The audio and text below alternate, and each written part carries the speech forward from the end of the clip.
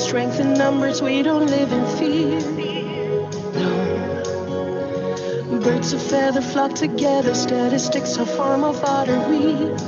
We'll always live it up, so let us live in solidarity, and in the world arena we'll succeed. It is statistics that will come to be the reason we will bloom in harmony. Everybody, undivided data is where our hearts reside, and there will always be a bind. Just like fire that ignites, that's how brightly lit our dreams are. We'll reach higher than the stars, sending love to one another, living no one in a slumber. We'll stand with unity, mustering our courage while embracing our disparities. We'll achieve our victory.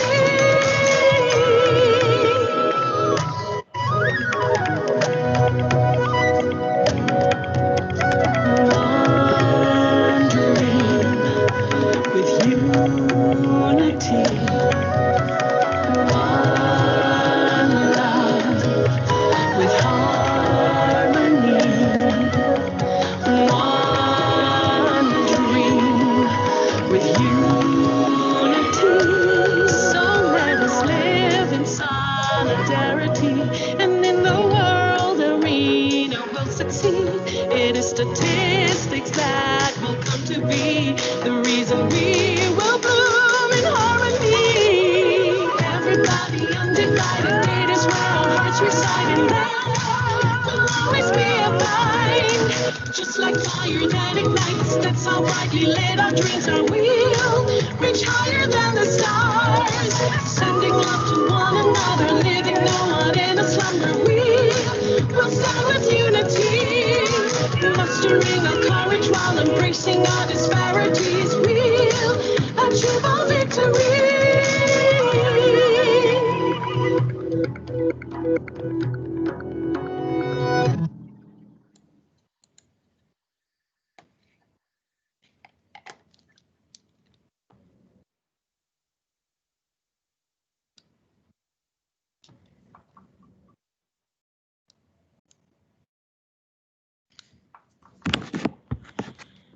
Good morning, good day, good evening, good afternoon from wherever you are calling in. Happy World Statistics Day and welcome to this special celebratory Stats Cafe. Today we'll discuss the theme of the World Statistics Day, connecting the world with data we can trust. We will put a lot of emphasis on partnerships in Asia and the Pacific in the discussions. And we will also discuss how one regional program, the Regional Program on Economic Statistics, has galvanized collaboration for better quality statistics and data we can trust. We have today an excellent lineup of speakers. From Bhutan, calling in is Penjor Gyaltsen from the National Statistics Bureau of Bhutan, and Gerald Daly, who is the United Nations Resident Coordinator for Bhutan. From Laos, we have Salika Chantalawong from Laos Statistics Bureau. From the United Kingdom, we have Chris Pike calling in. And here from Thailand, we have our own Gemma van Halderen from the Statistics Division of ESCAP. So a special warm welcome to all the speakers. I very much look forward to hearing what you all have in the bag of wise words for all of us on this special day. First, it's my pleasure to invite Gemma van Halderen to deliver a congratulatory message to all of us on the occasion of the World Statistics Day. Gemma, please, the floor is yours. Thank you very much, Rike, and I too will add my congratulations to World Statistics Day 2020. It's a celebration of data, statistics and statisticians everywhere. The United Nations observes these designated days or weeks, years, sometimes decades to promote international awareness and action on issues. And today's issue that we're celebrating and raising awareness of is under the theme Connecting the World with Data We Can Trust. And it reflects on the importance of trust, authoritative data, innovation and public good in national statistical systems. Ahead of today, I actually spoke with a few leaders from across our region on what World Statistics Day means to them, and I'm just going to share a few reflections. Professor Shigeru Kawasaki was elected to represent Japan as the chair of the UN Statistical Commission in 2020, and reflecting on World Statistics Day, he notes that reliable data is essential, but it's not sufficient. We need sound analysis, interpretation should be applied, and findings should be well communicated to citizens. We should also keep in mind the value of official statistics will be enhanced if they're used together with other statistics and analysis produced by academia, the private sector and other institutions. And I really think this is an important reflection from the chair of the Statistical Commission. Ms. Gagita Todrazi, who is the Executive Director of Geostat, the Georgian National Stats Office, and now chair of the Bureau of the UN ESCAP Committee of Statistics, he finds World Statistics Day as an excellent opportunity for all statisticians to come together to celebrate. We've just concluded deliberations at our Committee on Statistics, and we've identified priorities for regional action. And these actions mean we're going to look forward to a strong future of trusted official stats based on professional independence, objectivity, and public trust. Over in the Pacific, our Miss Alamu Mawafona is the Samoa's government statistician, and I'm very excited to share with you that in just last month, Samoa was elected to be part of the UN Statistical Commission. And this is the first time in its history that Samoa has been on the Statistical Commission. And in fact, it's a precedent for the Pacific Island countries. So this is another reason to celebrate the 2020 World Statistics Day. And Ms. Fono, Ms. Alamuamua shares that Samoa is proud to be connected regionally with the Pacific neighbours, with the Asia Pacific statistical community, and now globally through the Commission.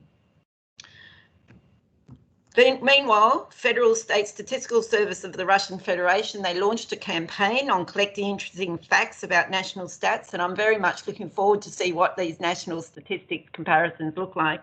And in Malaysia today, the 7th MyStats Day has been held under the theme Census Shapes Nations, and we're very excited to hear the Harmony in Bloom song that's been dedicated to World Stats Day. So, ladies and gentlemen, these are just 5 reflections on what World Stats Day means to the various leaders in our region and across the world. And it's I'm very pleased to be connected here with you today. And I wish you all a very happy World Statistics Day. Thank you very much. Thank you very much, Gemma, and thanks so much for bringing all of Asia Pacific into this cafe already from the first couple of minutes here, and some of the messages the chief statisticians you were just referring to have sent are really messages that resonate so well with the discussions that are going on and a lot of the work that's going on in statistical institutions, trying to recast and transform statistical institutions to really act on these principles for official statistics that we've all signed up to, that all countries have signed up to also in the General Assembly. So this goes way beyond the statistical community to the broader governments across the region. So thank you again, Gemma, for kicking us off here in such a nice way.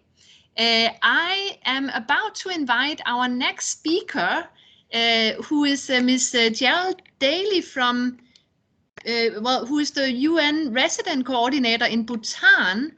But I am not seeing Jerry on the list right now, and I'm just checking if, Jerry, are you there?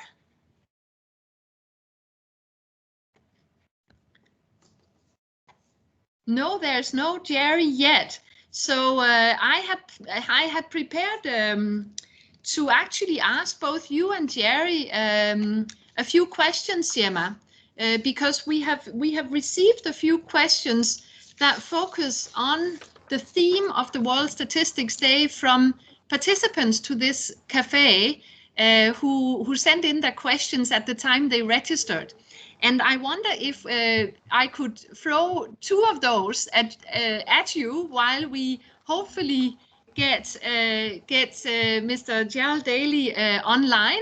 Is that all right? I haven't prepared you for this, Gemma. Sorry about that. We have a question. Well, we actually have two people asking a very similar question, and this is Ms. Antri Supriyadi from BPS in Indonesia and Mr. Ashish Kumar from SIAP, and they are both talking about how to improve trust by people in official statistics. And Antri formulated in this way, well, how can we engage with respondents so that we can better produce trustworthy data? And Ashish is putting it like this: what are the strategies to improve trust in official statistics? Specifically, when we have data from various sources, some of them are reliable and some of them may not be so reliable. And some of those may also be available on mass media, such as the social media. So Gemma, your reflections on this would be very appreciated. Thank you. Yeah, thank you very much. Look, two very great questions, and I'm particularly pleased to hear the one from BPS Indonesia about how do we engage with respondents. So as we know, as official statisticians, trust can sometimes be looked at through the lens of accuracy, and have we got high enough response rates? Have we got good coverage of people in our surveys and our censuses, so that we know that our statistics are accurate. Now here I think one particular tool that we've all been working on a lot across the region is on data communication strategies. And you just heard from Professor Kawasaki about the importance of communication. And to me, we still have a little way to go around how do we modernise our communication with our respondents, and you know our letters that we accompany our mail or our emails, or how do we, it'd be good to sort of say how are we communicating with our respondents, and is it as engaging and as modern as some of our dissemination and communication practices.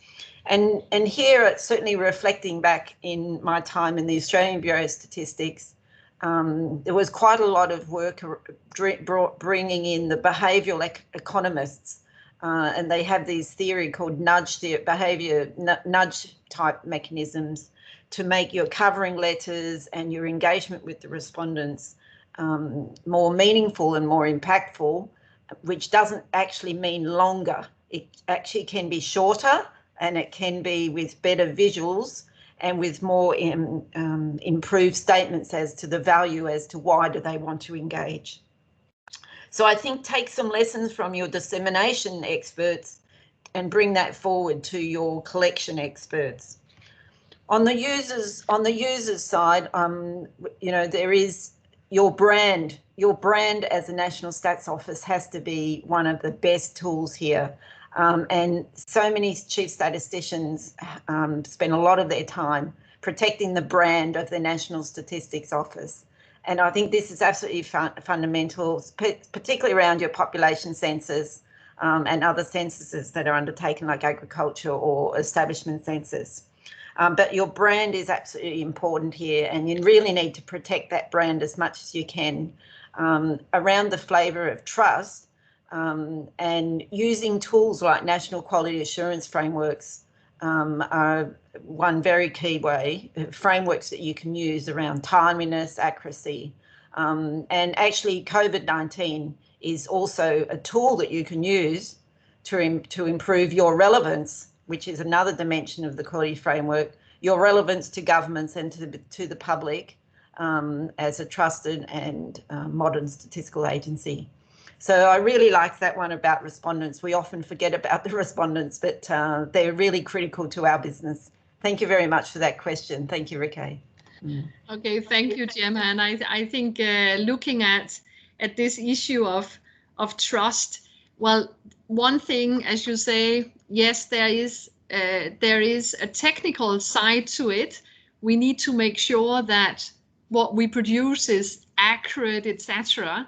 But there are a number of quality dimensions that actually touch upon things that are much less technical and reach out to users. And you just mentioned both relevance, and I'll add use as another quality dimension there. And of course, part of making our products and services used is also the branding. So thanks for making these excellent points. I am now very pleased to introduce the next speaker of today's special Stats Cafe. This is the United Nations Resident Coordinator from Bhutan, Ms. Gerald Daly. And Jerry, a big warm welcome to you. Thank you very much for joining us. I have come to know Jerry during the past couple of years as a true friend of statistics and an excellent partner.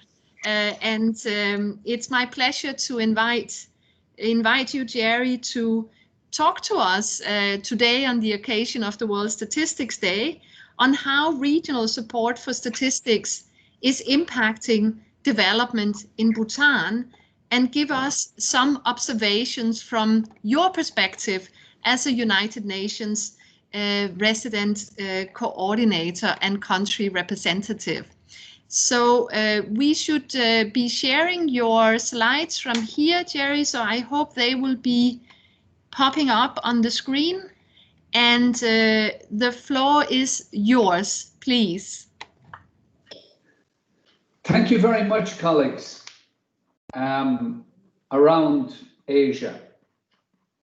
My name is Jerry Daly, and I'm the head of the United Nations here in Bhutan. And I have 4 slides, including this one, for you today. As you can see, so much of what we do at the United Nations is contained in this one slide, the 17 Sustainable Development Goals. But what I want to suggest to you today are 3 key messages. We all need to be lifelong learners, number 1, lifelong learners. Number 2, the second key message is leaving no one behind is at the heart of the 17 Sustainable Development Goals. Leaving no one behind is at the heart of the 17 Sustainable Development Goals. And number 3, evidence, evidence, evidence. So if you could move to the next slide.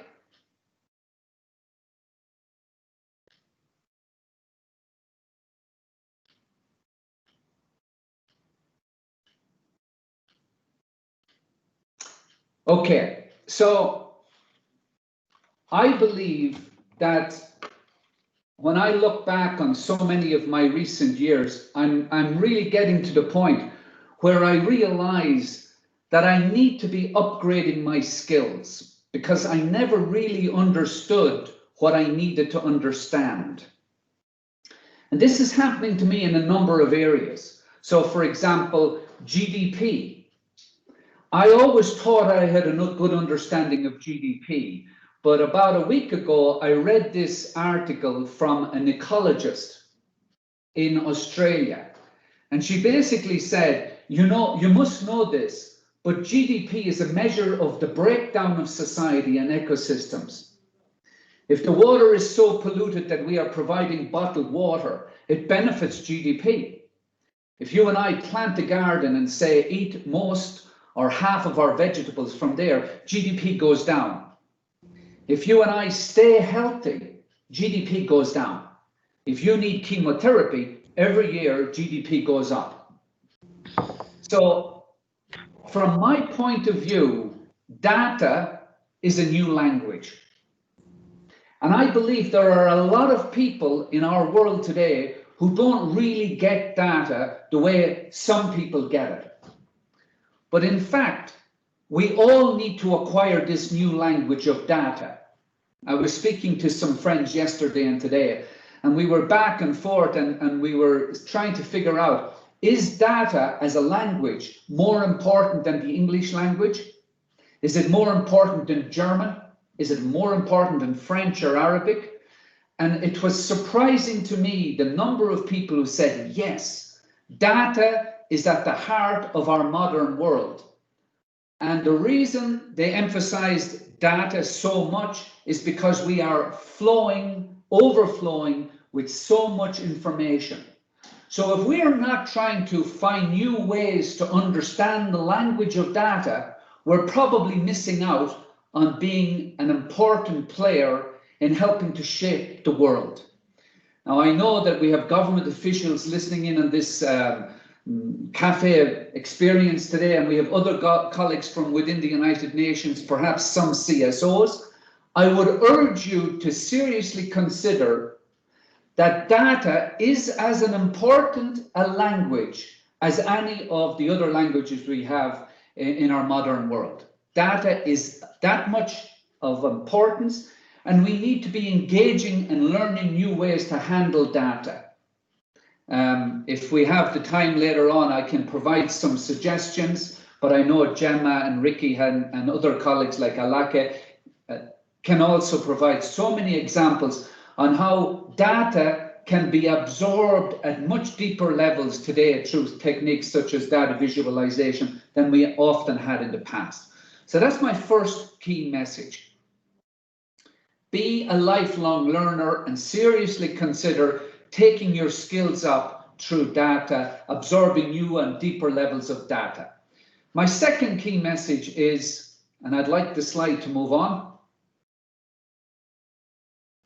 leave no one behind. The heart of the 17 Sustainable Development Goals is data. But leave no one behind is the heart of the Sustainable Development Goals. And the only deep way that we can engage with leaving no one behind is through data. There's different ways to look at vulnerability. This is some of the advice that we, the United Nations, are currently trying to figure out to help people understand vulnerability within their countries. You can see that we're looking at least 5 dimensions. But those dimensions always come together in the middle. And the way you're able to understand vulnerability is through the data and how this data connects together these 5 key dimensions of vulnerability. Let me speak for a little bit here about COVID. The world we're in at the moment is going through significant challenges, and it's likely that those challenges are going to increase because we're going to have to take time to adapt programmatically and at a country level to the challenges of COVID. The more each of us, in the way we do our work, are able to figure out the smartest ways to identify the most vulnerable in our society and target our limited resources to helping the most vulnerable, the more our societies are going to get through this challenging or very challenging time that we are upon, that we are dealing with at the moment. I want to take a little bit of I think some people call it a shout out. I want to give a little bit of a shout out for the National Statistics Bureau here in Bhutan, Jimmy Sering especially, but also the other colleagues, one of whom is even, I think, speaking today. There's an incredible open relationship from NSB to the development partners, including the UN and the government, to figure out what is the best way to help the most vulnerable people. As far as I know, this is one of the best working relationships we have here in Bhutan, And I believe it is up to us, the United Nations, to do whatever we can to continue to assist the National Statistics Bureau. And I think the work of ESCAP indeed also supports NSB here in Bhutan. And I want to take this opportunity to thank Gemma and Reki and the other colleagues for that support. The last slide is a little bit how do I, as a decision maker, how do I use data? So I want to give you an example from Mexico, because that's the one that I had available to me when I was preparing this PowerPoint. So what you can see here is, you can see that the data drives decision making. And if you look at this chart, you will see that there are two areas where government expenditures are weakest, and those deal with poverty eradication and oceans. Well, I'm not trying to say to you that the fact that the right amount of money is going into particular areas, such as, for example, quality education, or another area could be partnerships for the goals, or another area could be decent, well, let's take the example of clean water.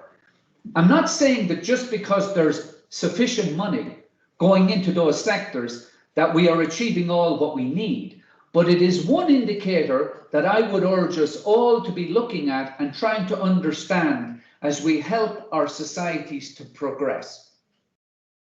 So let me now come to my conclusion. Number one, we all need to be lifelong learners, and that's one of the reasons I'm so grateful that ESCAP have organised this cafe experience. Leave no one behind is at the heart of the Sustainable Development Goals. It's at the very heart of the Sustainable Development Goals. It's so much at the heart of the Sustainable Development Goals that I think that this is one of the key areas in the Sustainable Development Goals where member states said, we choose to make a pledge. So leave no one behind is right at the beating heart of the Sustainable Development Goals. And then finally, a lot of what we do, if not nearly everything, has to be evidence-based. And I believe, once again, data is our passport to be able to show evidence of the directions where we as policymakers, we're often our policymakers, can add significant value to the way we are able to help our societies to progress. I think that's my closing. Back to you, Ricky and Gemma and Alec. Thank you very much, Jerry, for speaking so very clearly in messages and very nicely placing the theme of today's World Statistics Day at the very heart of the 2030 agenda, the lead no one behind, and looking at how data really is a language that can help us all connect the dots. Thank you, excellent. And it's, you know, what you are saying here, I'm sure I don't speak only on my own behalf here, but it's total music to my ears. And I would love that we heard much more frequently something similar from people who are in general looking at the statistical world from the outside, primarily as a user of the products and services that we provide. So thank you, Jerry. Excellent reflections on this day. Jerry, I'm going to put you on the spot here with a few questions, because we've received some questions for people from people who, when they registered for this cafe, and a few of them related specifically to some of the points that you have just been covering. We do have a question from Sayed Nushabadi from the National Statistical Office of the Islamic Republic of Iran, who's actually talking about statistical offices having a language policy. And you were talking quite a lot about language in the context of data and how data really is an important an important language. And the question from Saeed is whether you could reflect on how do we convince the audience that the language the statistical office speaks in terms of the data that are published is reliable? In other words, how do we convince people that they can trust what's being issued as statistics from a national statistical office? And there is a very similar question from Vivian Ilarina from the Statistics Authority of the Philippines, who simply asks, how do we convince users of data from statistical offices to trust the data and use them for their decision making? So this is a cluster of two very similar questions. Jerry, if you could add a little on to your earlier reflections, particular to address these questions. Thank you, Ricky. The second lady's name was the second questioner was the name Irina? Vivian Ilarina. Vivian. Vivian, okay. Yes. So here's my answer to this question. First of all, I'm a policy maker. I mostly can be understood as a policy maker. So when I get tough questions, I always know somebody I can go to that can give me a good answer. So it's always good to have somebody you trust their judgment. So within my office, I have a number of people that when I get this type of a question, I would say, you know, let's brainstorm on this question. But as you can see, I don't really have that opportunity today. So I'm going to have to, in a sense, respond on the fly. My intuition and my experience indicates that we have to trust in transparency. And in trusting in transparency, over time, the data will prove itself to be true. Now, I recognize that in trusting in transparency, there will be times when we get egg on our face, right? And that could be National Statistics Bureau, it could be the United Nations, it could be whatever. So for example, a year and a half ago, I was in a country and the labor statistics were contradicting the agricultural statistics on the same topic. But the contradiction forced the truth to come out. So that's why I'm a very big believer in putting transparency into the public domain and having websites that show what we're doing. And if somebody then wants to say, well, you know, actually we have better data than you, then let the data that is most solid, that is most robust, come to the fore. And then we get into a discussion about how did you arrive at your data? How did we arrive at our data? And then over time, we're going to improve the overall quality of the data. So it's a process. It's not just a milestone that is achieved and then we all go to bed. Rather, it is an evolving process of improving how we understand our world. So Saeed and Irina, that's the essence of my answer to you today. But obviously, there may be better answers out there, but that's the one that pops into my head right now. Back to you, Ricky.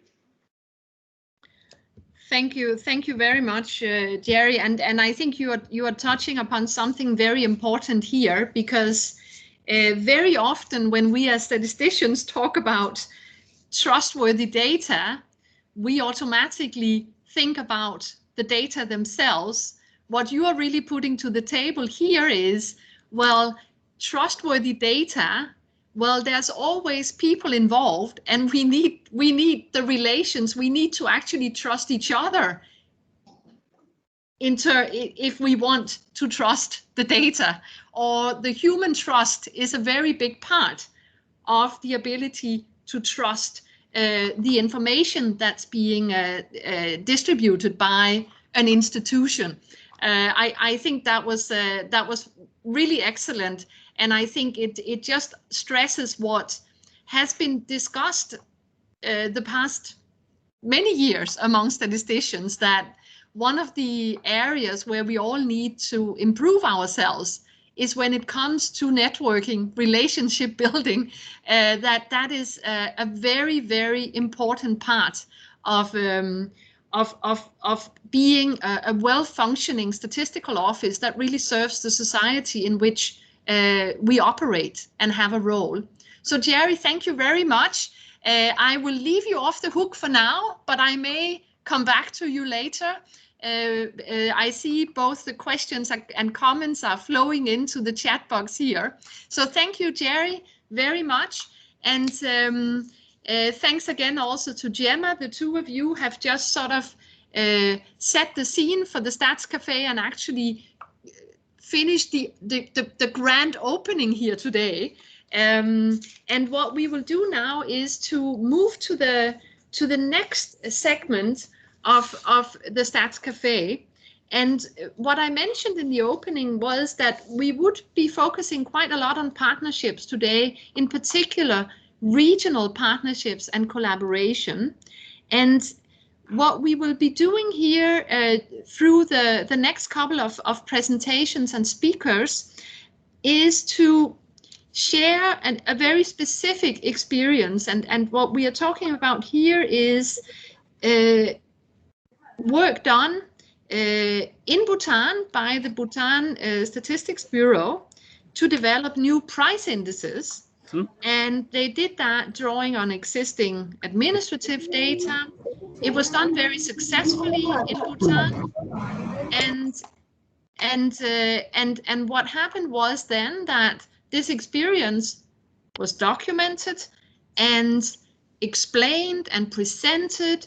And what's happening now is that our colleagues in Laos Statistics Bureau is replicating this very successful example. So we have to do with an example of sharing experience and expertise across the region. And I think it demonstrates nicely what it is that really makes sense when we talk about collaboration and exchanges as a region. What can we learn from each other? Why does it make sense for us? Yeah, we cannot hear you. Can you hear me now? Yes, okay, thank you. I was just informed that I lost connection there for a second.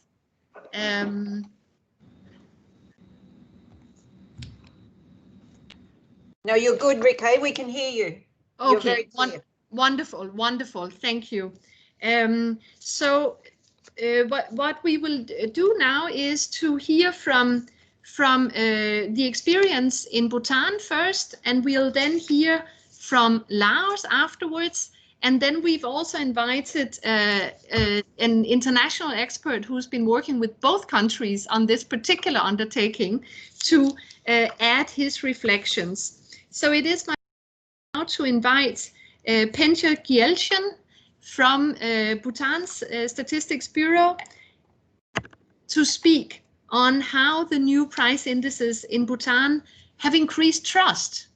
So that's the level of ambition here for the presentation is high. Penja, you have the floor, please.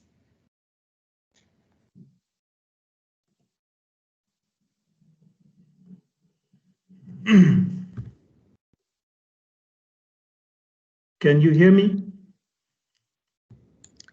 Yes, yes, we can hear you, Penja. Okay, thank you, Rikke. Before I start with my presentation, I would like to join my earlier speakers in wishing all our friends across in Asia region and across the world very happy World Statistics Day. And with this, I would like to briefly present about the country experience in the case of Bhutan for the development of the export-import price index.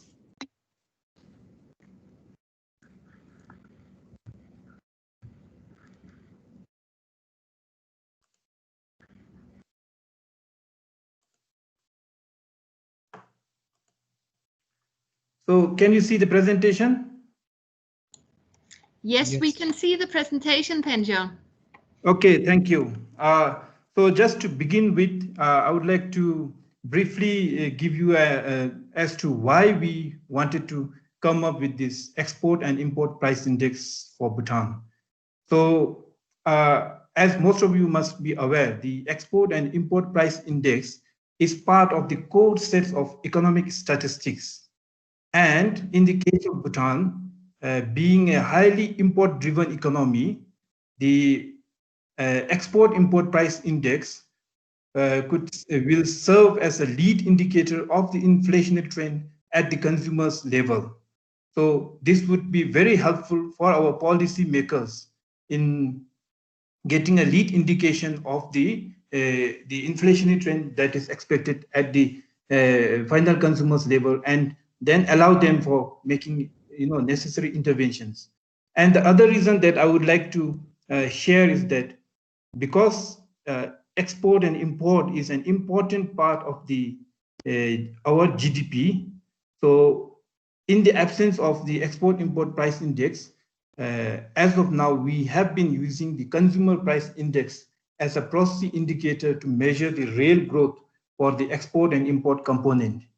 So with the development of the export and import price index, this would this would help in improving the GDP estimates, thereby having a very good quality statistics for the policy and for evidence-based decision making in the country.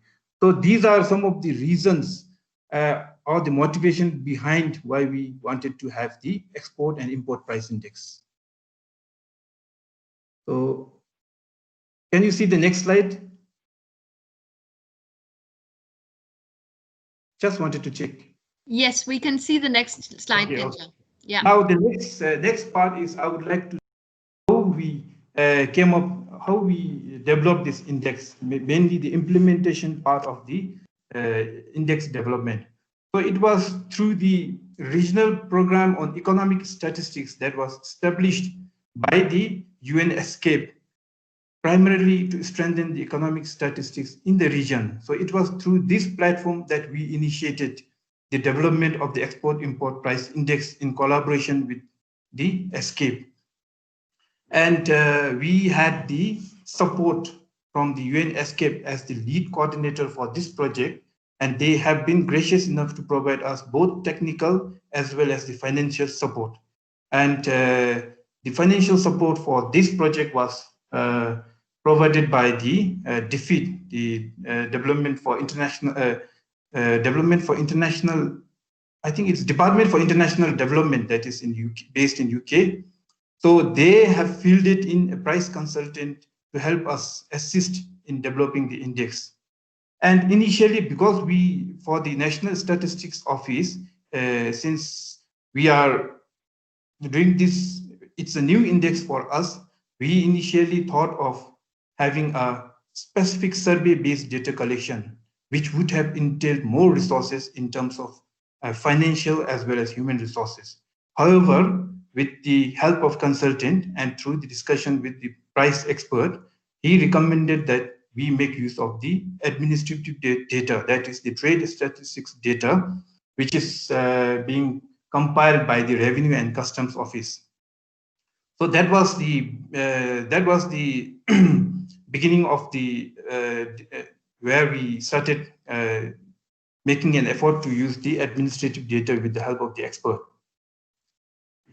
So basically what we did was, with the help of the expert, the price consultant, we first had a consultative meeting with the key stakeholders, in this case, mainly the Revenue and Customs Office, who compiles and publish the quarterly trade statistics. And then we have gained access of their data, and then we did the data assessment of the trade statistics data. So having gone through and having assessed the data, we found that the administrative data that is already existing is fit enough and good, reliable enough to compile the index. Therefore, then the next step was that the consultant prepared a compilation system, mainly the methodological part and the technical part of computing the index. And after that, after the compilation system development was done, then we had the training of the local staff, that is the price statisticians in the National Statistics Bureau, and the documentation of the detailed processes of how we have done the things. In this case, we have prepared both technical manual as well as a general documentation of how we have done the implemented this project for the sake of our users. So the implementation part was where we required a strong collaboration and support from development partners and the key stakeholders, especially the data providers, as well as the users. In our case, the main users of the export-import price index would be the national accounts. So it was through the strong collaboration and support from these stakeholders that we have been able to accomplish the tasks. And with the expertise that were available to us, and also the support from the main stakeholder, that is the Revenue and Customs Office, we have been able to develop the index, and we have published the index recently. In fact, in first week of October this year, we have officially published the export and import price index. And lastly, to share some of the challenges that we have faced for the benefit of other countries that would be taking up the development of export and import price index in future. In terms of the support that we received from the DRC, in principle, we have a strong support in sharing the data. However, when it comes to the actual implementation, there were issues around the timeliness of the data, because of the system that they have at the Revenue and Customs Office. So we encountered issues on the receiving the data on time. And the other thing within the statistical office, we have the issue that we encountered was the human resource. In the price section, we have a very limited people. In fact, we have very few people, and because of the other priorities that we have to attend to, there were some delay in the publication of the report.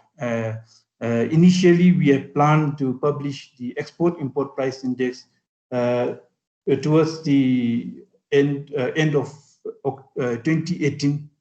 But however, because of these challenges, there were some delay in the compilation, and that's why we could publish only in October this year. So, few recommendations that we would like to suggest to our other colleagues from other statistical organizations who are wishing to take up this kind of index compilation or this kind of statistical compilation.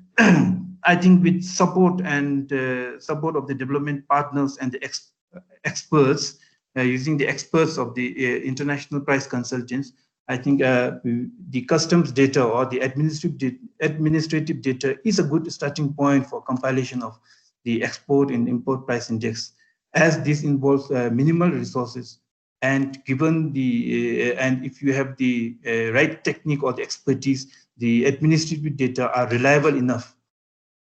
And the other benefit that we receive through this regional collaboration is the detailed documentation of the processes.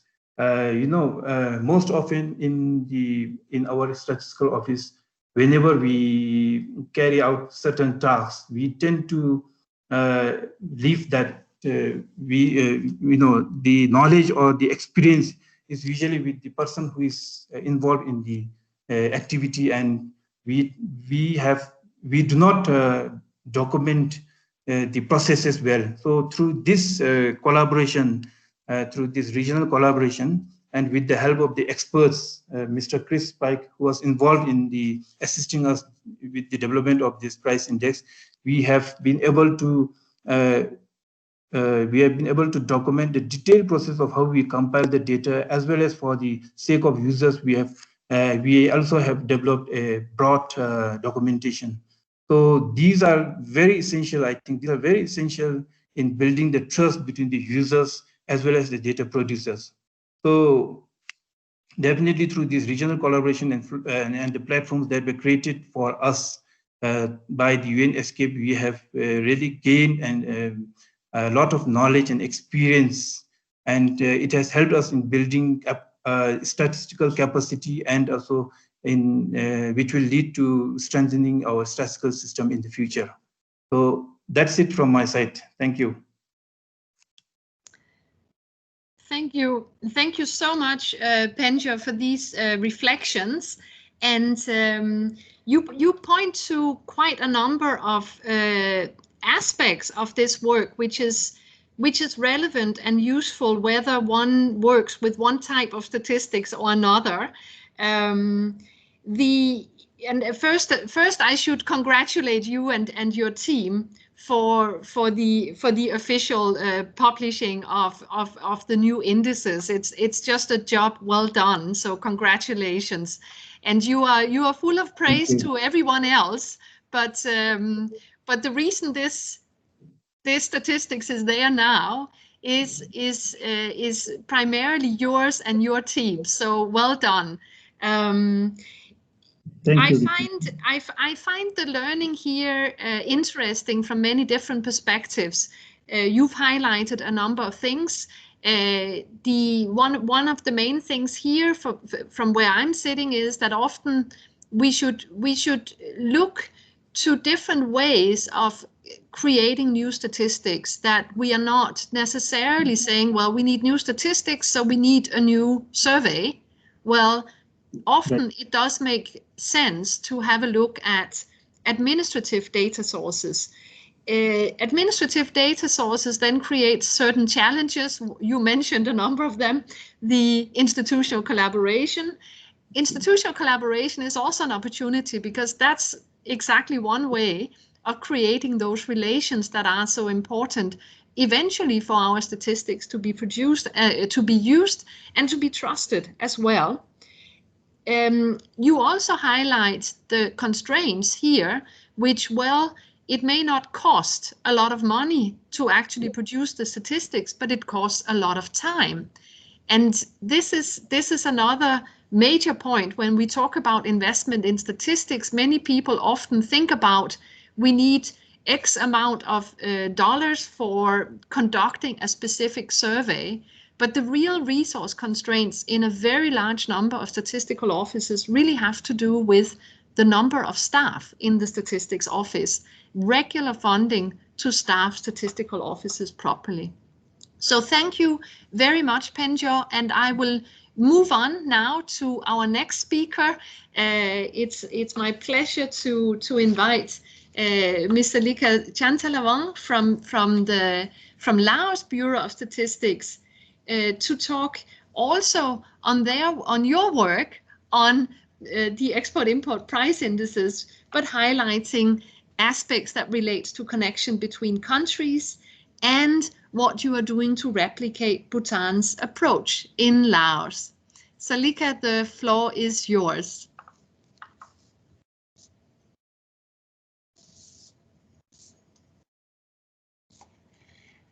Hello, I hope you see my presentation. Yes, we see your presentation. Thank you, Salika. Nice to meet you all. I'm Salika Chantalavong from Lao Statistics Bureau. Please tell me if you cannot hear me clearly, so I can fix myself as well. You are loud and clear, Salika. We can hear you very clearly. That's good. Thank you, Ricky. Today I will present on how we are replicating from Bhutan to apply to Laos in terms of produce the new index on the import and export price index. So my presentation actually is may not very get into detail of about methodologies that we use, but first of all, I would like to share with you why we choose to improve or to produce our new index. Actually, we had demanding a lot from different part, particularly to support to estimate the GDP expenditures, which is already required long time ago from governments that we need to produce GDP more than just one side. That now we only produce only production side, but now we tried our best to produce GDP by expenditure side, and also is also indicate in our strategy on development statistics system that we need to produce a new price index, not only CPI, but we have a roadmap for produce another price index.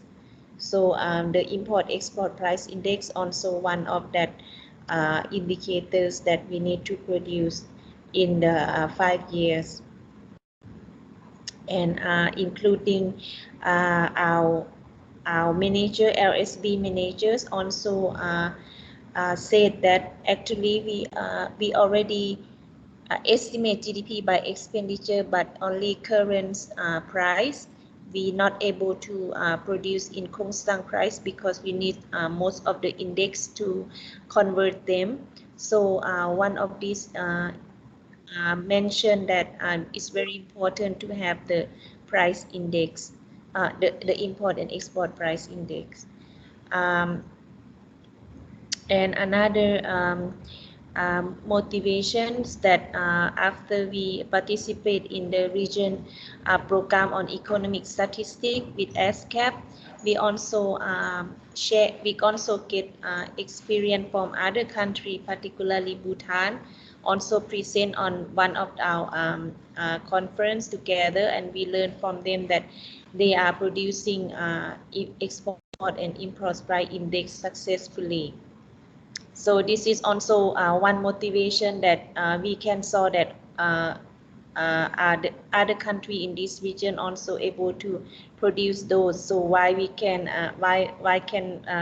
cannot do it? So we should try our best. Particularly, we already had custom data in received quite frequently in LSB, because we had cooperate with ASEAN under trade merchandise working group in ASEAN. So we have quite a good relationship with the custom department. So we receive the data from them quarterly and almost monthly that we receive. So this is one that we are ready to say that we're ready to go for the export and import price index.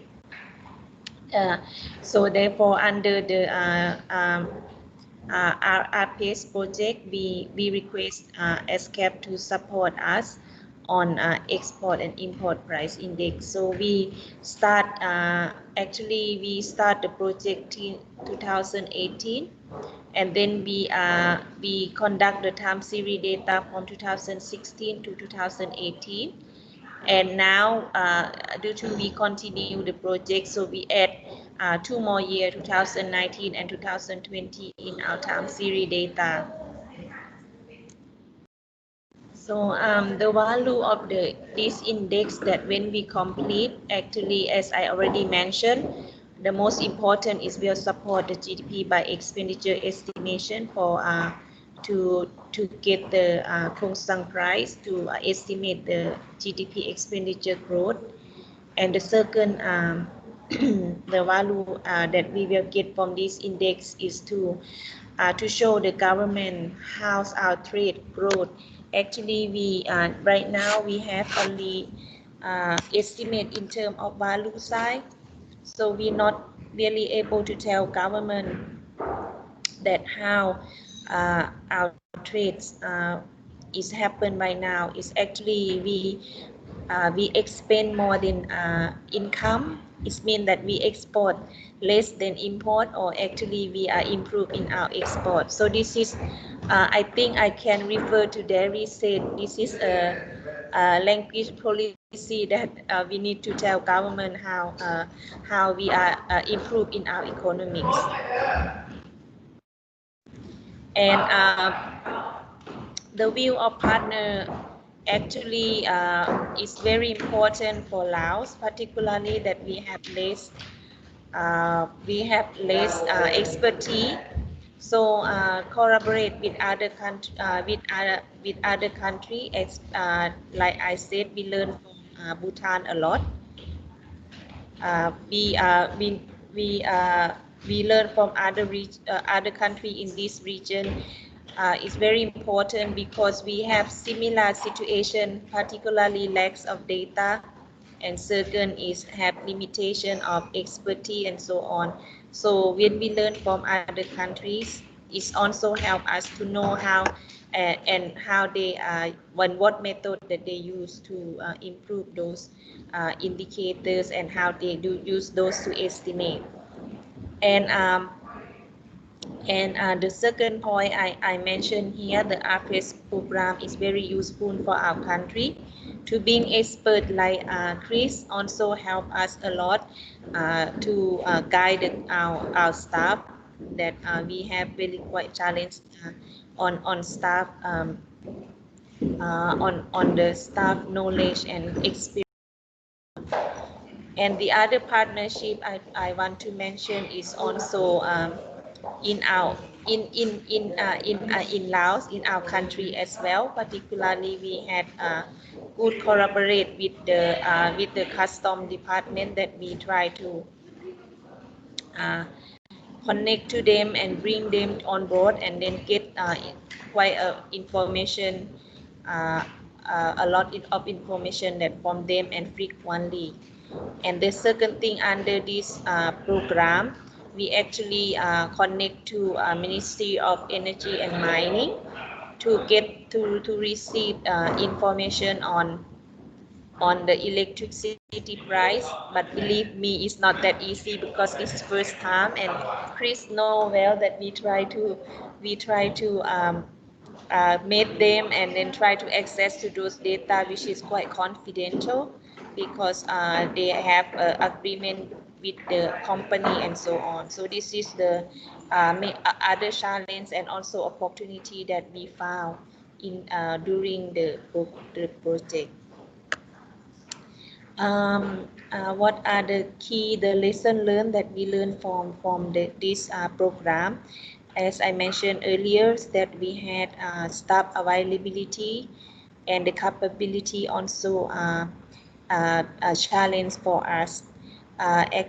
Particularly now we have only 1 or 2 staff that are able to work with the trade data, and then and another hand, he have expertise in trade data, but he have less expertise on price index. So this is something that we facing the challenge that we absorb a lot from Chris help and so on. And then the other challenge is the long distance mission. Actually, our project is happened during we have effect from COVID pandemic as well. So thank you ESCAP that extend our project until now. Actually supposed to be in 2019, and after that we are not able to do so. So this is also the challenge that we made. And also another thing I would like to mention is that working in long distance may not always the case, particularly to working with the big time series, and I saw Chris and my staff that try to communicate and tell each other how it's work and what need to look at and so on. So this is quite a big communication between us and expert. And another thing I would like to say that actually Chris had a lot of he also have issue with health, but he also help us a lot during those, so he's have a very big effort to support us. And also I would like to thank ESCAP that give us opportunity and for support on this program. Actually, we hope to extend our project. Actually, we will complete the preliminary result by this year at the end of the project. And then after that, I think we need to carry on to improve more on. I think there's some field data and some issue that we need to bring on, particularly that some error that we are found right now. We will conduct and do some estimate to try to estimate the price index. But then again, we will continue to transfer knowledge to my colleagues, and then until they able to conduct by themselves and estimate by themselves in the future. And I hope that we can continue until and launching by early of next year, and then we will and again the second thing I would like to mention that I think we should look at, particularly trade. Our trade data has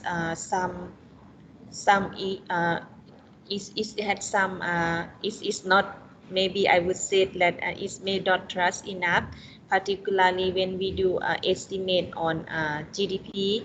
We also look at many data, not only custom data, but we also look at mirror trade, and then we have a balance of payment and so on. This is maybe in another next step when we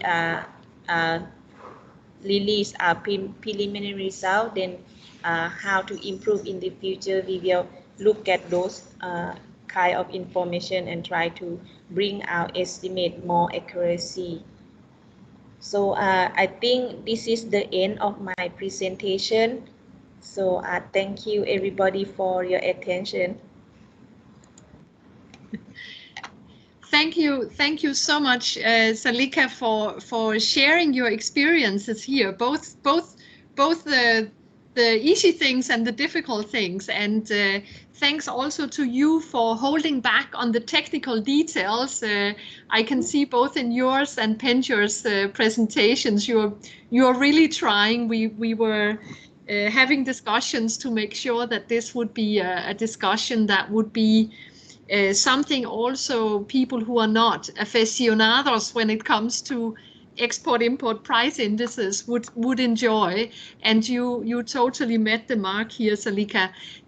I'm certainly hearing you. The work is not done yet, and there is a need for much more work and also some continuous support, and we'll do what we can from our end here to make sure that support is lined up.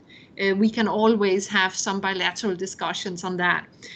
For this cafe, I just want to highlight a few things in your presentation, and in terms of the motivation for this work, I think there are some important lessons here.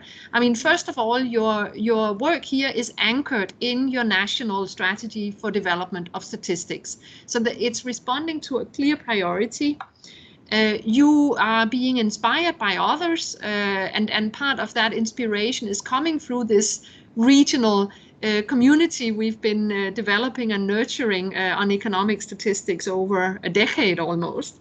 And if you hear from someone else, well, they can do this, then we can do that too. And I think that's such a positive dynamics that can be created out of these communities.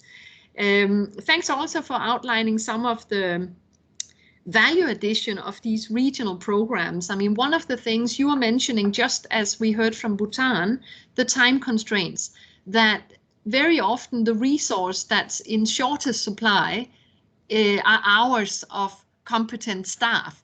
It's not always the actual dollars or money that needs to be spent on specific collection exercises, but statistics production is time intensive. And I find that one of the things that we can do when we work together in these broad programs, it gives us an umbrella for pulling together funds from all kind of different places and really have a more programmatic approach to working together. And that means that these very, very specific and harsh time constraints that often projects come with, we can transcend them at least to some extent and have the flexibility that's required. For example, as you mentioned, well, time is often a constraint, but in particular this year, where support has had to and collaboration has had to be done virtually, things just take longer, and we need to be able to respond with much more flexibility. So Salika, thank you very much for adding your lessons and experience on this. And we are now slowly getting into the discussion part of our Stats Cafe today, and I see that already we have questions as well as answers going on in the chat box. But to properly kick this off, while all of you are thinking of more questions to ask, what I will do now is to invite the expert who's been mentioned a few times, both by Pencha and Salika, namely Chris Pike, who's been working as an international consultant on this. And before I ask Chris to start speaking, can I just ask you, Salika, to please stop sharing your screen now? And in my introduction to Chris Pike, in addition to the fact that he's a very well-known international statistics expert, I also have to add that Chris is calling in from New Zealand. Sorry for my mistake earlier on. I should have recognized it from your lovely background there. So Chris, I invite you to add, based on the experiences you've had with working with Bhutan and Laos, and maybe also other experience you've had working with statistical institutions, to reflect on how regional and national connections among all of us can help build the trust that this World Statistics Day is all about. So Chris, please, the floor is yours. Thank you, Rika.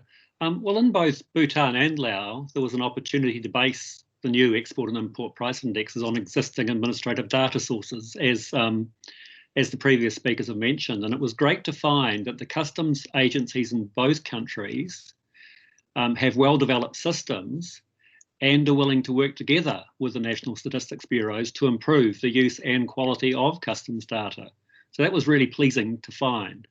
And the Lao Bureau and the Lao Customs Office were already well connected, as the Bureau publishes foreign trade statistics based on data supplied by customs.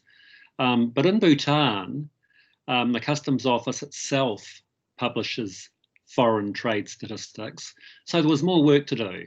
There was a need for the Bhutan Bureau to further develop an existing relationship and agree data supply arrangements that would be efficient and minimise rework. And Penjor touched on that a little bit. So initially it looked like we might have to access the data via PDF files rather than through Excel spreadsheets, but that got sorted. But it highlighted how important it is to have clear data supply arrangements in place, if necessary, documented in the memorandum, and also just how fragile these sorts of arrangements can be when key staff changes occur at the working level, and this did occur in Bhutan during the project. And key stakeholders in both countries, such as the central banks, were very supportive of the initiatives, which I found very pleasing as well. I thought the initial missions to both countries were really important to help improve understanding through having conversations with and across teams at the bureaus, because it wasn't just the prices team that was involved. National accounts needed to be closely involved as well. And also just having that opportunity to meet and have conversations with key stakeholders in both countries. And as people have mentioned, these types of interactions are ideally held face-to-face to help build trust and rapport. But in the near future, we will all need to ensure that they continue to be effective when they occur virtually. The initial missions to Bhutan and Lao also provided the opportunity to build trust through ensuring that national and regional circumstances were appropriately taken into account when formulating solutions and plans. So, you know, international standards and best practice are very important, but national and regional circumstances and requirements, I think, are equally important considerations. Regional networks and connections and similarities, I think, are important factors, and both Bhutan and Lao have good administrative customs data sources in place, which was very helpful, and coincidentally, both have a high reliance on electricity exports, which were both important to the compilation of these new measures. And once the Export and Import Price Index project started and the coverage of goods was agreed, the Lao Bureau quickly took the initiative to include electricity exports and imports in the next scheduled annual release of foreign trade statistics, which I thought was a great initiative to take. And in a different but similar way, Bhutan acted on suggestions to include a supplementary measure, the terms of trade, which measures change in the purchasing power of exports, right from the first release of the Export and Import Price Index, which again I thought was really good to see. A reflection I had was that both projects had early phases that involved assessing the suitability of customs data to support the compilation of reliable export and import price indexes. And as part of that work, we built prototypes that included backcasting quarterly time series for at least 2 years. And I think that was important because it helped to build confidence and trust in the source data itself, and also locally in the wider feasibility of the projects.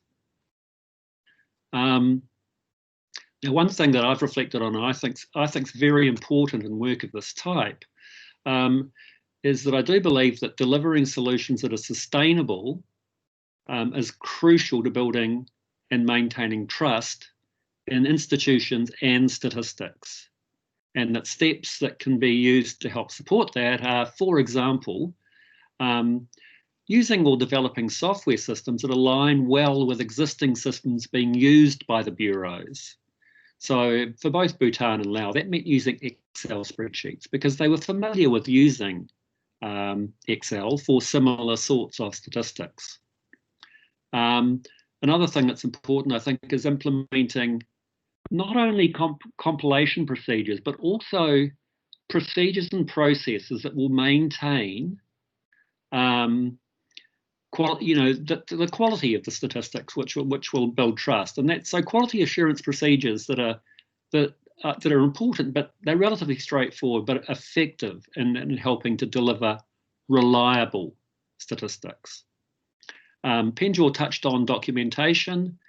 We found it important to develop clear and thorough process documentation as part of the project that will endure beyond existing staff and consultants and help provide trust that, that quality statistics that will be trusted will be developed into the future. And also developing and implementing quality maintenance procedures and processes as part of the project to help maintain sustainable and reliable quality into the future and help maintain staff knowledge so that over time, reliability is maintained as part of business as usual rather than when things fall over. And also, I think it's really important is really including, you know, the staff of the Bureau, so providing comprehensive training and handovers for Bureau staff, including hands-on live compilation and quality maintenance experience as part of that handover. And then just providing ongoing support to the bureaus right through to that first release of the new measures and beyond where necessary. I think is really important. And just in terms of, I think one of the biggest challenges, and it's been touched on by others, is that working remotely between missions has its challenges, particularly in being able to maintain momentum and continue to make timely progress when Bureau staff are busy with their day-to-day work and often assisting with key surveys and censuses across the wider Bureau. So those are my reflections. Thank you very much, Chris, for these reflections, but certainly also for all the work you've been doing during the past years, as we heard from our colleagues from Bhutan and Laos just now. They all so much appreciate your support, and this is something I'm saying also because I have a message here which relates to one of the points you made, Chris, and that is how much statistics production really depends on the national circumstances. And this is one of the things that actually makes it one of the most difficult jobs I have to identify experts who are in a position to advise, who knows the statistical international standards, have experience, know what statistics production is all about, and at the same time can also adapt as necessary to a local context that often, as an international consultant in your case, we would have only a few hours or half a day to quickly get a sense of who's who and what's going on in this particular national statistical office in this particular country, what are the constraints, etc. So this is one of the things that actually makes it very, very difficult to also provide the right kind of support across borders, so to speak, and that's just in addition to some of the challenges that have just been mentioned by Pencho, Salika, and emphasized by you as well in terms of the difficulties in providing long distance support, etc. But I think also this contextual nature of much statistical production is actually a challenge. Thanks for pointing out another thing that relates to the way we are all working together at the moment, and that is this importance of finding ways of actually keeping up the momentum when we work, because often we've all been using, well, we are going to have a workshop in 2 weeks' time, and there will be a few international participants showing up. And this is one of the things that is always creating the momentum, saying, okay, by this, there's all of a sudden a hard deadline where everyone is really working hard together to make sure there's something good to show on that particular day. It creates a drive, and I find it's one of the challenges we have at the moment to create that same momentum in a virtual setting. But I'm sure we will come up with something. We are sort of inventing by the day at the moment. The importance also of not only the compilation process, but also the quality assurance process and the documentation. I was very happy to hear you also stressing these things, because they are often the things that are not the most exciting, and the things that become often and easy become a bit of an afterthought. And this is one of the things that I really want to appreciate again our friends from Laos and Bhutan for having put a lot of emphasis on the documentation of things here. We are talking about it often, that it helps others replicate, but it certainly helps a statistical office replicate the statistics next time when they need to release next year's figures, yeah? So it's as important internally as externally. Chris, thanks again for your reflections. I am following the Q&A here, and most of the Q&A is being answered as it goes. But I do have one hanging question here, and it's looking at the trust issue a little bit the other way around, and it is from one of our frequent question makers, our friend Mahesh from Nepal. And this is a question I actually would invite anyone who's spoken today to reflect on if you wish to. And that includes Gemma, Jerry, Salika, Penjor, or Chris. The only thing I ask you is that you are very brief in your reflection here. Mahesh asks, well, one thing is to trust the statistics, but how do we make people trust the National Statistical Office when it comes to responding to questionnaires in a truthful manner? For example, if we ask people to give us their tax information, how can we make people trust that the Statistical Office is not handing that information over to the tax authorities? Just as a very concrete example of this. And I am going to simply ask all our speakers to turn on their camera, and then I look at you and I can see whether you feel like saying something to this particular question. And I see, Gemma, you look as if you actually want to say something now. Brief, yeah? Sure. Yeah. So this again is a very big issue in the Australian context, which is my experience. Here there were two observations. The first one is your legislation. In the case of Australia, the legislation is what I would call one way. So data can flow from the taxation office or customs or the registrars or any, the administrative agencies to the National Statistics Office, but it's prohibited to flow back.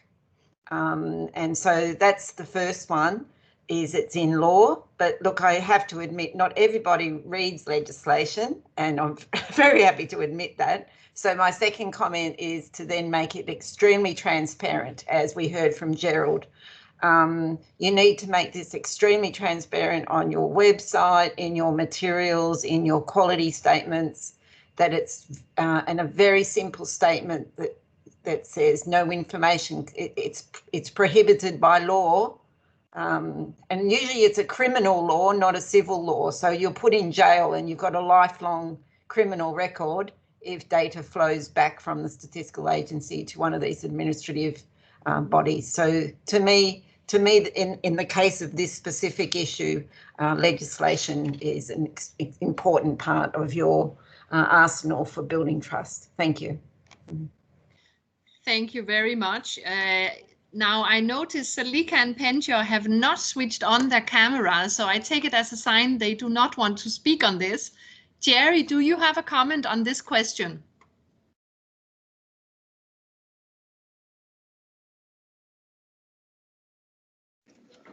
So my response is a little bit more complex, and what I'm going to do is after this cafe, I'm going to send you the links to what is called the Partnering Initiative. And this is a website that is specifically designed to help people build relationships, partnering relationships that are strong. And they have a number of handbooks that are in the public domain. And I believe that that type of approach to development takes time. It's the building of expertise. But these skill sets are often easily misunderstood and not really truly appreciated. It takes time for an institution to develop trust. It's easy for an institution to lose trust very fast. So you have to be you have to be thinking long term. So Gemma just spoke about the legal aspects. Absolutely, from my point of view, rule of law has to be at the heart of all of our relationships, but it's something that's worked on constantly. It's not something that, you know, you can line up for a particular month or a particular 6 months. You have to be doing it year on year on year, and you have to be communicating on it as well. And so let me summarize. The Partnering Initiative, which is a WW link, it's an entity that's co-funded between, it has some links to the United Nations, but it is not a United Nations entity itself, the Partnering Institute. I will send you the links and then you can share them with all the colleagues. They have some handbooks that I find to be incredibly practical. Back to you, Ricky. Thank you very much, Jerry. This sounds like a resource a lot of statisticians can make good use of. So please do share it, and we'll make sure it gets on the website for the Stats Cafes so everyone can benefit from that. Thank you. I want to just ask everyone to bear with us for, let's say we are running around 5 minutes late. I hope this is okay, because I do want to give the chance both to Salika to say something briefly on this last question, to Chris, and then I want at the very end to hand it back to Gemma. So Salika, Chris, do you want to speak to this question on trust in statistical offices? Yes, if you allow me, I have only few points. Yeah, please, Salika. I think first of all, I agree with Gemma that the most important is statistic law. So this is the thing that we can tell on the provider informations that we want do against the law. And the second thing is for them to trust, for other users to trust on how we produce statistics in more trust. And again, bring in the international expert, and we always mention that we follow the guideline, international guideline, and so on to produce statistics. This is also most important, that we collaborate with other international agency and so on. This is also the second point that very important. And the third one that I think is important is we always use on kind of communication to let other user and also the respondent to understand that we always I think to advocate the law that we will receive the information, but we won't release your information. And I think the action also important. Even you said in the law, but if someone is come to you and ask for information, but you still give to them, so this you won't get trust from the respondent. So this is important as well in the action on the producing the statistic. I think I would like to mention those 3 main points. Yeah, thank you.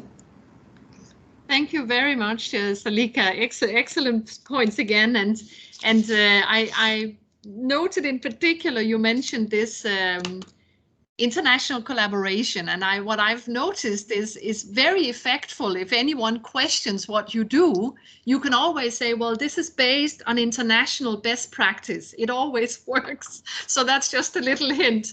Thank you again, Salika. Chris, any additions from your end? Yeah, just very quickly, I think this is a very dynamic issue. And I think a new dimension in recent years has been, the call for greater access to microdata for researchers to aid and improve decision making. And that just puts another layer of a potential concern out there for the public and, and for businesses that that people will get to see this data through their research.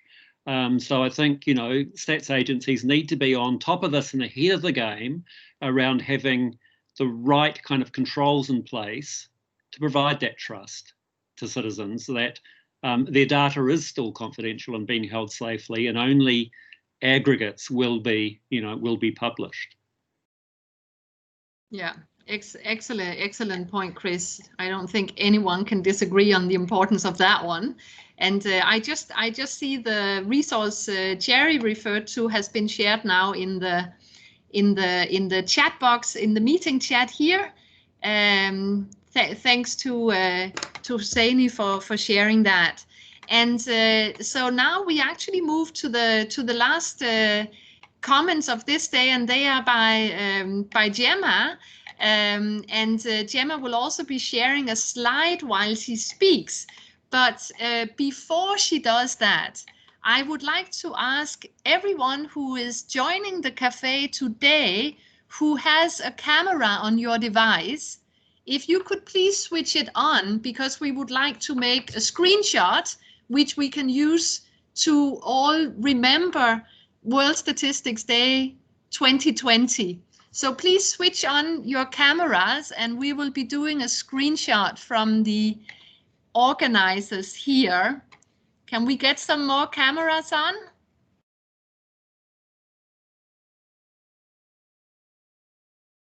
I'll wait 5 seconds more. Switch your cameras on. 1, 2, 3, 4, 5. Done. Okay, good. Thanks to all of you. And Gemma, I will hand it over to you, and I believe one of our colleagues is just sharing a slide that can be shown while you speak. Wonderful. Thank you very much. Well, I'd just like to thank everybody for joining us today on World Statistics Day 2020. As we've heard a lot, the theme this year is about connecting with data we can trust, and I'm really pleased to hear all the partnerships that we heard of today. The partnerships with our UN, with the UN, including with country teams and the resident coordinators, who are our big champions at the country level.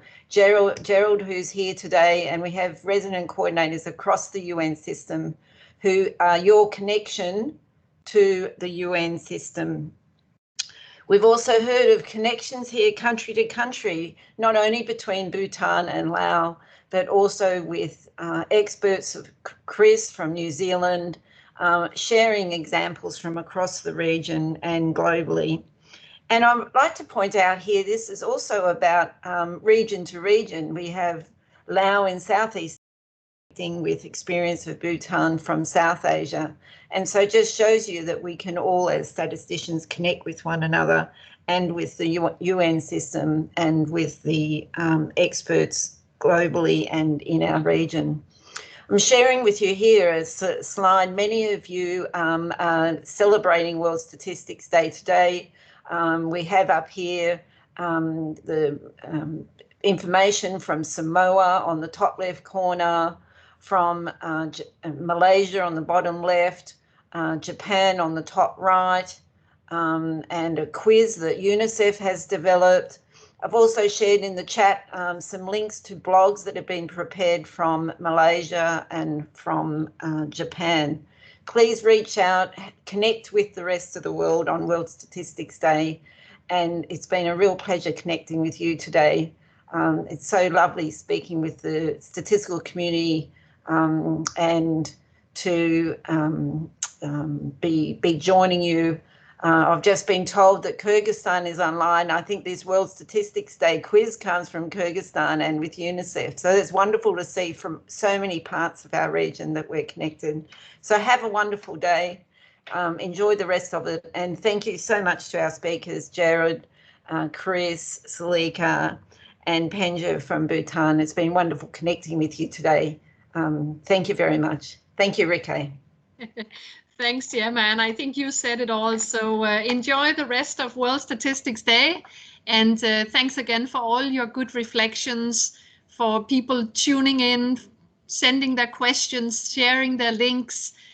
We just got Salika's logo in also in Laos for World Statistics Day in the chat. So happy World Statistics Day in Laos as well. Thanks to all of you. And yes, happy World Statistics Day. Sawasdee krap. Sawasdee krap. Kadanchila.